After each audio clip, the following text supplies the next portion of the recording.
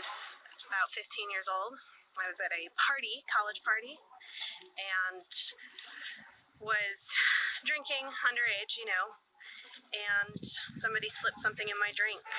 And the next thing I knew, I woke up to someone I didn't know on top of me and unfortunately penetrating me, and I got so scared and screamed, and luckily had other people at the party who busted down the door and came in, but it had already been too late. I'd already been assaulted.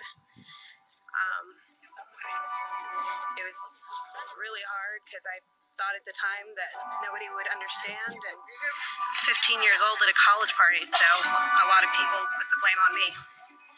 So hearing the Me Too movement, sorry. It's okay.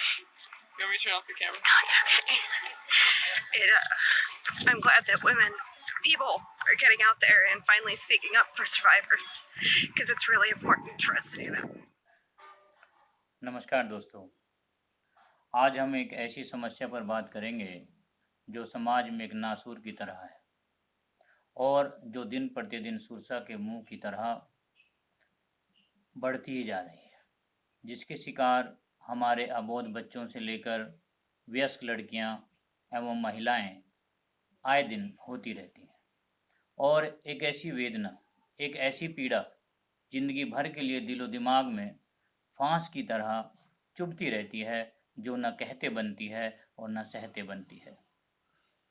अगर कोई विकल्प बचता है तो बस यही कि इस विष दंश को मन में दबाए जीते जाना। इस विषय पर बात करने का मेरा कोई सोचा समझा या यूं कहें कोई प्री प्लान नहीं था, लेकिन very recently when I had a case of migraine for 10 years in a young girl, say about 21-22 years old, belonging to a very elite family and daughter of a high-ranked officer in the city. Parents tried everything, went everywhere, right from झाड़ने फूंकने वालों से लगाकर जो भी संभव था, naturopathy, सब कुछ जो किया जा सकता था सब किया जा चुका था, लेकिन समस्या माइग्रेन के ज्यों की त्यों, या यूँ कहें और लगातार दिन प्रतिदिन बढ़ती ही जा रही है। मुझे नहीं पता कि उन्हें मेरा पता कहाँ से मिला, लेकिन जब मैंने उनसे पूछा, उनकी फाइल देखी मैंने उस लड़की की, जिसमें कि सभी ऐसे डॉक्टर्स के पेपर्स लगे हुए थे, साइकियाट्रिस्ट के पेपर्स, प्रेस्क्रिप्शंस लगे हुए थे, ब्रांडेड हॉस्पिटल्स के प्रेस्क्रिप्शन लगे हुए थे। तो सिंपली, जैसा मैं अक्सर कह देता हूँ हास्य विनोद में, कि जब आप इतने बड़े बड़े चिकित्सालयों से होकर इतने बड़े बड़े डॉक्टर से दिखा चुके हैं, तो आप मेरे पास किस उम्मीद से आए हैं? Her father really I could see a hope in his eyes. बोले, डॉक्टर साहब, किसी से हमें पता चला था कि आप एलोपैथी में भी क्वालिफाइड हैं और होम्योपैथी में भी क्वालिफाइड हैं और पिछले लगभग 20-22 वर्षों से होम्योपैथी में प्रैक्टिस कर रहे हैं। तो कहीं हमारे दिलो दिमाग में ये बात आई कि जो व्यक्ति दोनों पैथी को समझता है, शायद इसका ये माइग्रेन वहाँ जाकर ठीक हो जाए। इसी उम्मीद के साथ आपके पास आए हैं। Anyway, I just handed over the case to my junior doctor for the case taking, जैसा कि हम होम्योपैथी में डिटेल केस टेकिंग करते हैं। फिजिकल सिम्टम्स तो ऑफ कोर्स पेशेंट बताता ही है, लेकिन उसके बियॉन्ड भी हम mental, emotional, spiritual, social dimensions and backgrounds को पूरी तरह से एक्सप्लोर करने की कोशिश करते हैं।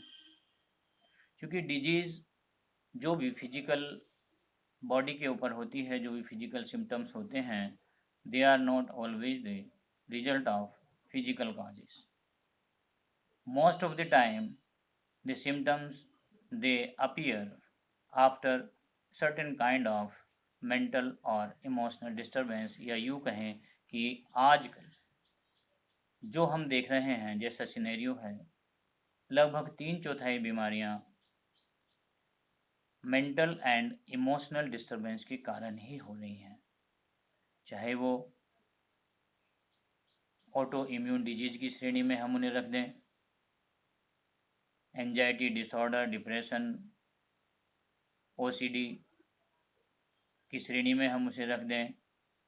ये कैटेगराइजेशन तो मॉडर्न मेडिसिन का है, हम उसे उसके जो भी सिम्टम्स होते हैं, जो भी फाइंडिंग्स होती हैं और जो हिस्ट्री होती है पेशेंट की, उसके अकॉर्डिंग डिजीज को कैटेगराइज कर देते हैं।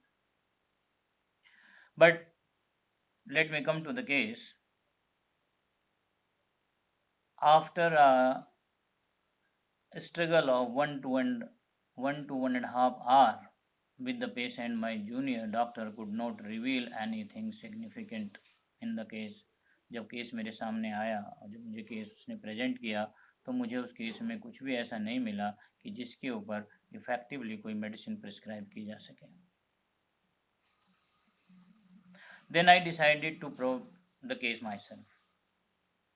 I asked my junior doctor, you just send the girl inside into my chamber and then everybody go out. तो मेरे चैम्बर में अब वो लड़की थी और मैं था। मैंने उससे एक ही सवाल पूछा, बेटा तुम बताओ कि तुम्हारे जीवन में कोई ऐसी घटना जिसने तुम्हें बहुत ज़्यादा हर्ट किया हो और जो आज भी तुम्हारे दिमाग में किसी फांस की तरह चुभती हो और जिसे तुम हर संभव प्रयास करने के बाद भी हटा नहीं पा रही हो। तो ऐसी कोई घटना जो भी तुम्हारे जीवन में हुई है तो आप मुझे बताओ। मैं लड़की के चेहरे को निरंतर देख रहा था, उसकी आंखों में देख रहा था। मेरा ये सवाल सुनने के तुरंत बाद मैंने उसकी आंखों में जो देखा, उसके चेहरे के एक्सप्रेशन को जो मैंने नोट किया, वेरी स्ट्रेंज। उसकी आंख एकदम गीली हो गई, लेकिन उसने आंसुओं को रोक लिया और एक संभलते हुए, जैसे हम कभी कभी एक ऐसी स्थिति में फंस जाते हैं और संभलने की कोशिश करते हैं, अपने आप को संभालने की कोशिश करते हुए बहुत ही in a very low voice she replied, nothing significant.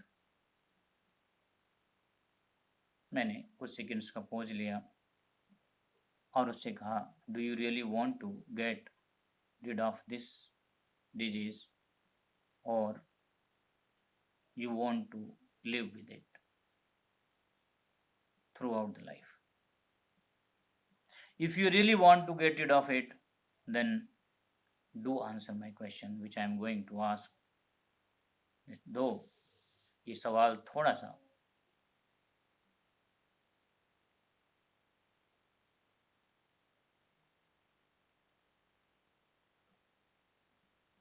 maybe you may feel hurt by it also, but it is must for me to ask. ये बताओ कि किस as per, at what age you were sexually abused?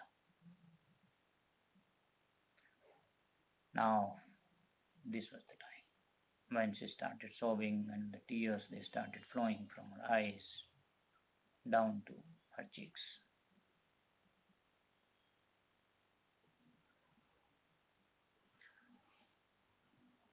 I took a pause for a few minutes and then he started narrating her story, just to cut the story short here. संक्षेप में मैं बताता हूँ आपको जो उसने मुझे बताया। घर में शादी थी,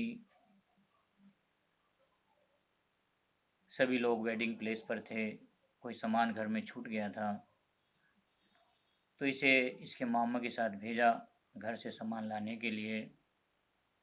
मामा के साथ जब ये घर आई तो घर में चूँकि ये और मामा के अलावा कोई नहीं था। So that was the time when she was sexually abused bye her real maternal uncle. मैंने उससे कहा, तो तुमने बताया क्यों नहीं अपनी मदर को, क्यों नहीं बताया? तुम्हें अपनी मदर को तुरंत बताना चाहिए था। उसका जवाब था, कि पहला तो मुझे लगा कि मेरी कोई बात पे यकीन करेगा भी कि नहीं करेगा, और दूसरे ये कि मेरा एक ही मामा है और मेरी मम्मी उसे बहुत प्यार करती है। ये सोचकर मैं चुप रही और मैंने किसी को भी ये अपनी पीड़ा, अपना कष्ट, ये ट्रॉमा शेयर नहीं किया। और ऐसा अक्सर देखने में आता है, ऐसा अक्सर होता है। तो इसी केस के साथ I got the point to prescribe upon, लेकिन मुझे अचानक से वो बहुत सारे पुराने केसेस याद आ गए जो मैंने ट्रीट किए। कोई उसमें एपिलेप्सी का केस था, कोई जनरलाइज्ड एंजाइटी डिसऑर्डर का केस था, कोई इरिटेबल बाउल सिंड्रोम का केस था, कोई ब्रोंकल एस्थमा से सफ़र कर रहा था, तो कोई ओसीडी से सफ़र कर रहा था। And when we probed deep into it, we found this history of abuse. We prescribed the medicine, they all got well, they recovered. So मुझे लगा कि ऐसे कितने लोग हैं जो सफ़र करते रहते हैं और जो कि अपनी इस वेदना को किसी के साथ शेयर भी नहीं कर सकते, तो इसे लेकर एक सोशल अवेयरनेस पैदा करने की कोशिश की जानी चाहिए। क्योंकि बीमारियों का कारण अक्सर हम शरीर में भिन्न भिन्न पैथोलॉजिकल, रेडियोलॉजिकल, क्लिनिकल मेडिसिन के माध्यम से खोजते रहते हैं, और जब कुछ नहीं मिलता तो कुछ सिम्टोमेटिक दवाओं के साथ साथ कुछ एंटी एंजाइटी, कुछ एंटी डिप्रेसेंट दवा प्रिस्क्राइब कर दी जाती हैं, और पेशेंट्स को रिपीटेड सेशन और काउंसलिंग के सहारे छोड़ दिया जाता है। पेशेंट्स अक्सर दवाओं पर निर्भर हो जाते हैं, और जब दवा उन्हें एक भी दिन अगर किसी कारण से ना मिले तो उनके सिम्टम्स पुनः से वापस आ जाते हैं। कुल मिला के कहें तो एक क्वालिटी ऑफ लाइफ है, वो एक थ्रू आउट डिस्टर्ब रहती है। वो ना खुशी को खुशी की तरह महसूस कर पाते हैं, ना आनंद को आनंद की तरह महसूस कर पाते हैं। जीवन एक लोथसम लाइफ जिसे हम कहते हैं हो जाता है ऐसे लोगों के लिए। तो मुझे लगा कि शायद इसी माध्यम से मैं आप लोगों से बात करूं, और कहीं भी अगर कोई